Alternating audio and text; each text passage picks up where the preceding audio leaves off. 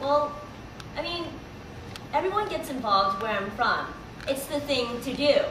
You get together and organize lectures about the communist China and their dangers on economic globalism, and you have fundraisers selling egg rolls during finals. It's what I do, and when I do it, I finally feel like I fit in somewhere. That's nice. Must be a lot of fun. Yeah, it is. Maybe that's why you never bothered to call. What do you mean? Maybe because you felt satisfied with all of your new friends. Finally, a clique you belong to. Natty? Look, Laurel, I'm tired of playing this game with you. Why did you ask me out here anyways? I've been trying to figure you out this entire time. We haven't spoken to each other since like the 5th grade when you left me to hang out with Judy and Kim and Annie and Jessica, the clique. And now you don't even talk to them either? What happened? You found even more friends who are more Asian to hang out with? Are you just trying to make me mad? You're always trying to make me mad. What is wrong with you, Laurel? What do you mean? Maddie? What do you mean? What is wrong with you? You're confusing me. You're making me call you my own name. God, the whole world is not against you, Maddie. You thought it was. I'm so sick of your rebel without a cause attitude. Why would they hang out with me? Oh, they're too cliquey. Oh, they only like to hang out with people like themselves anyways. Well, I'm sick of you, okay? I try to be happy with myself instead. What? Happy? Happy by conforming to whatever expectations people had of you. You felt welcomed whenever you hung out with Judy and Kim and Annie and Jessica because you were part of them. Yeah, I wasn't a rebel. I was just different. And those girls always picked on me for it. Why couldn't we have stayed friends, Laurel? I was never good enough for you. What is wrong with you? Look at how you're talking. Look at what you're wearing. What's wrong with me? You're the one with the identity crisis here. I thought we were friends. Oh, I shed that illusion a long time ago. I can't believe you.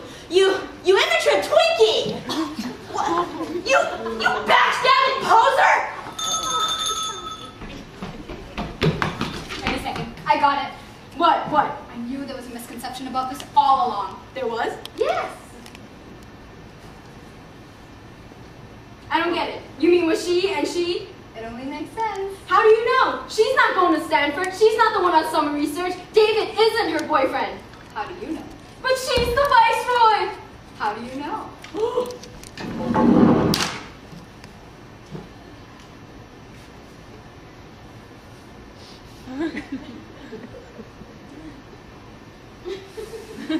Actually, it's hard for me to tell the difference anymore.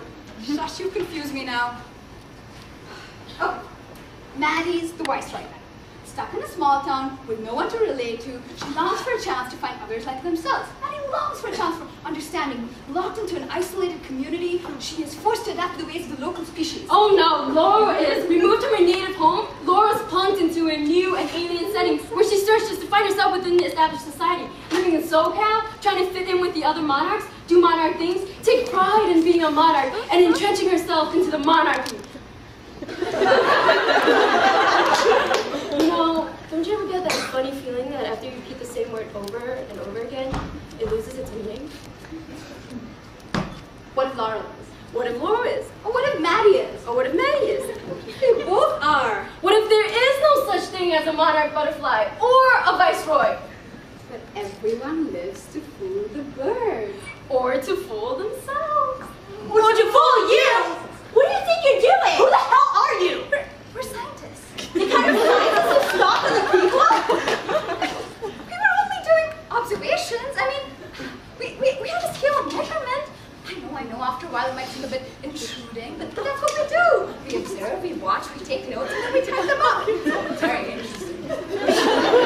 You can't talk about human beings, individual human beings, as if they were nothing more than insects? You think I can be divided into a certain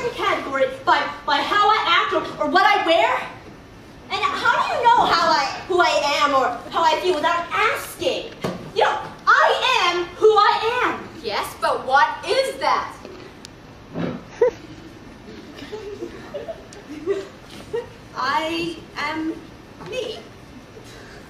I like white boys and short skirts. My major's art history, and I like takeout. But that doesn't make me a white wannabe or a misguided Asian. I take ribbon dancing lessons, and I scuba dive, and I like to study insects, not pre-med. And I like my mother's home cooking, but that doesn't make me any different from her. So deal with it.